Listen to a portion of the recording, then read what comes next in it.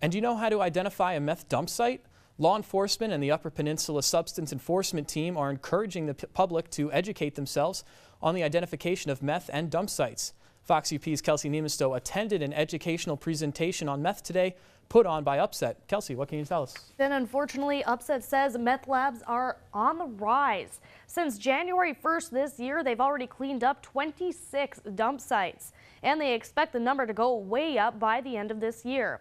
So Upset says it's imperative for the public to know how to identify a meth dump site if you should happen to come upon one, and what to do.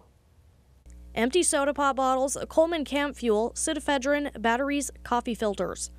The Upper Peninsula Substance Enforcement Team says these are very common items that you will see meth cookers use to manufacture meth. And it could be in your backyard. The biggest thing is identifying the chemicals that they use to manufacture meth. You know, things like a solvent, so like Coleman camp fuel is pretty common. Pop bottles that had the labels ripped out and they have kind of a funny looking sludge inside of them. Some of them have straws coming out of it. That's what we call an HCl gas generator.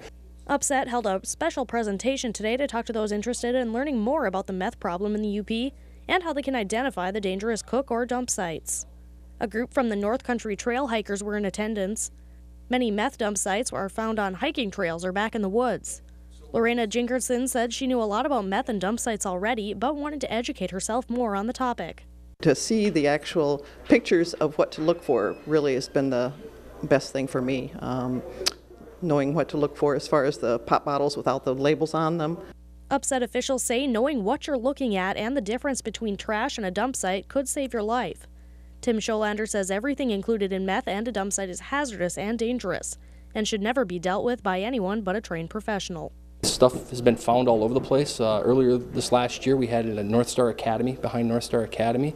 We've had them along Marquette Mountain trails. So we're just trying to educate the public so they know what to watch out for. Make sure they don't touch the stuff, call their local police, and then Upset will come and respond to clean the stuff up. Upset said it costs about $25,000 every year just to clean up the meth sites they find. That's not including the travel costs. Last year, they cleaned up 52 meth dump sites. Scholander says he expects this year's number to be much higher. Ben? Now, Kelsey, why do they expect it to be much higher this year?